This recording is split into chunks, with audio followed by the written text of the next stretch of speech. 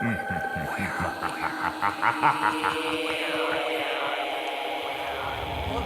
going on? Yes, come closer. Step into the Daily Solutions podcast.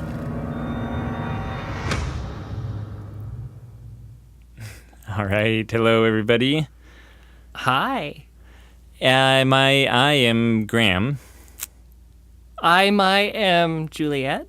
That's our new thing. That's how we introduce ourselves. And in case you didn't catch yesterday's episode, Juliet is joining us once again, standing in for Ashkahn, who's still off.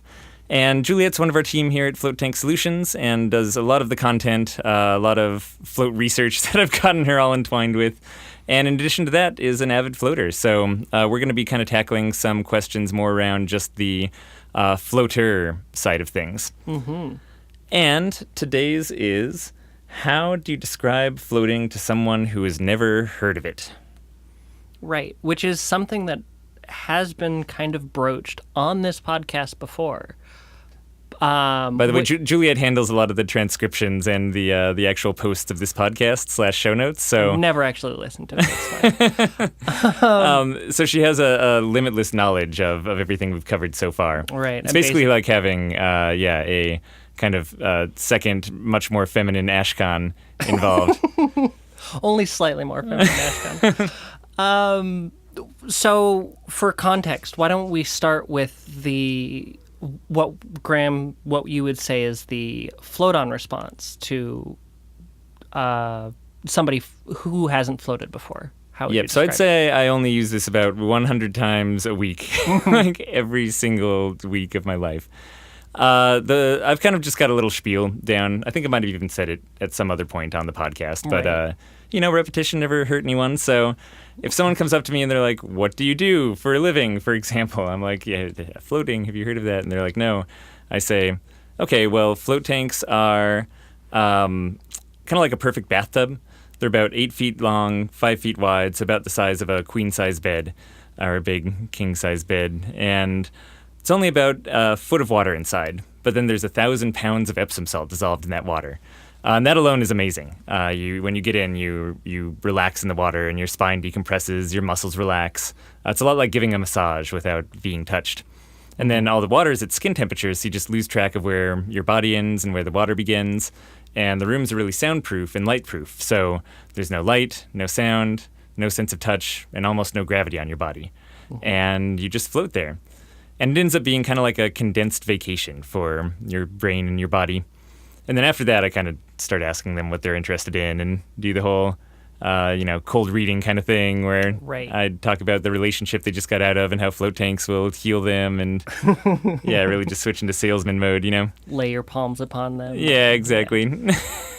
And over the years of floating more and more often, I've incorporated a lot of your pitch to floating, and I've taken some stuff out and I've added some stuff myself.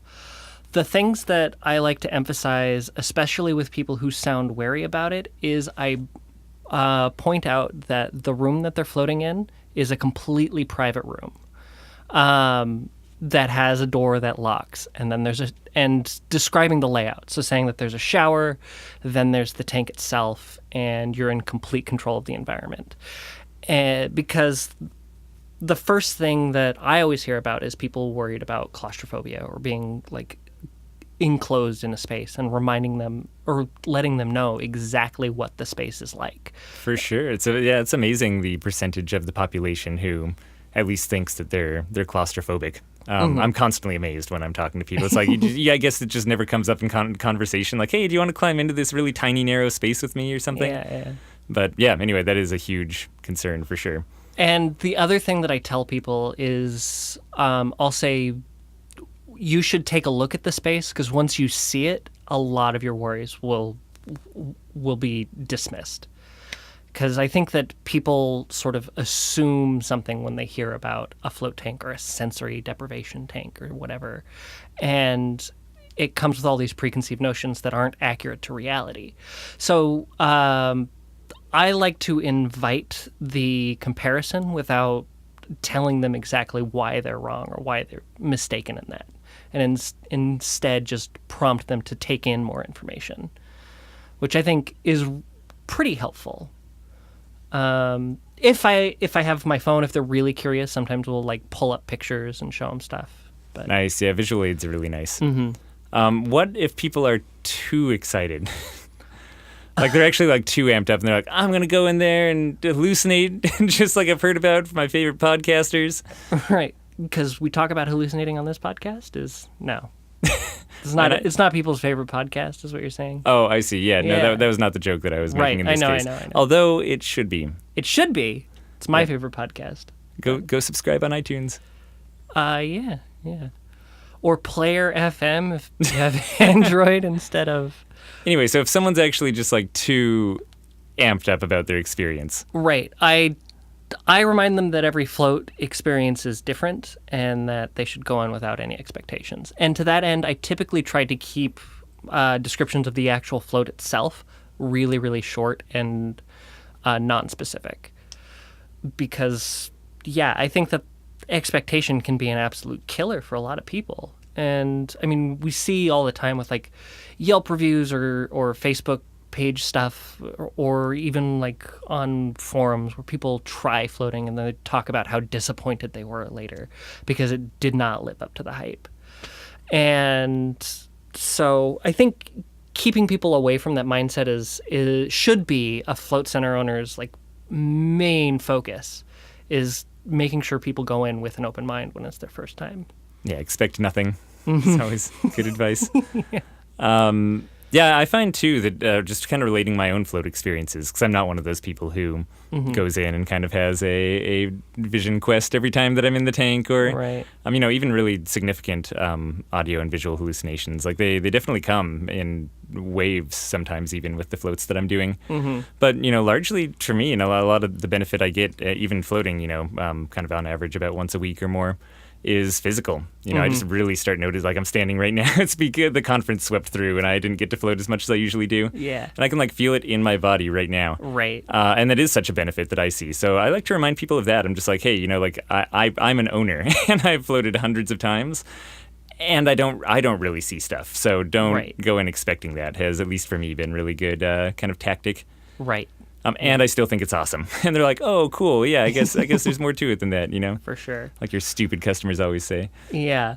The other thing is if people do start wondering about benefits, is my go-to is typically relying on the research and the established benefits that we do know about.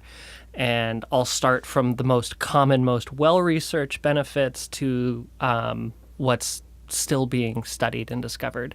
The most fringe benefits. Talking with aliens. Yeah. So, I guess this question is really good from the perspective of this is something you will be doing day in and day out as a float tank center owner. Right. You'll get a lot of practice. Or even just as an enthusiast. It's amazing the amount of members who have come up to us and they're just like, how do you explain floating to people? Because I have to explain it to all of my friends. Like, this is one of the things I do with my time, and I feel like I do a terrible job, The burdens of having an industry based on word of mouth. Yeah. And you'll honestly figure out the tactics or the verbiage that makes it easy for you to explain to people. But I really find, explaining the things that are most non-threatening about it first is really good. So I explain the lack of gravity, that it's the same temperature, well before I get into the fact that it's, pitch black and often covered. Right. I like using analogies, so saying that it's like a massage, that it's the size of a queen-size bed. Things that people are familiar with, I think really makes it appealing to them as well. For sure. And then, just really trying to get the relaxation bit in there. You don't need to explain that people are going to be flying through star fields on occasion or talking to their dead grandma or something like that. It's just enough that we live in a stressful world, and it's really good to have relief and rest and some reprieve from that. And that tends to be, I guess, as far as benefits, the main thing that I really emphasize is just that. Man, take a vacation from all of these blinking lights and like hurtling metal objects that are cars trying to mow you down, and rest a little bit. Yeah. And if you do it well, then you can totally take people from not being enthusiastic about it at all and being nervous to actually being really excited to go hop in a tank. Yeah, and it is a lot of fun to kind of flip people from that like, oh, I could never do it, into the, oh, okay, well, I've got to try it if you say so. And it's like, well, figure it out for yourself, Yeah, so have fun with it. Also get, learn to describe it in an entertaining way to you, because you will probably be using this speech, like no joke, hundreds of times per week at different points. So, Right. Make sure that it's fun for you to say as well. Okay, I think that's it for now. If you have your own questions, head on down to floattanksolutions.com. /podcast.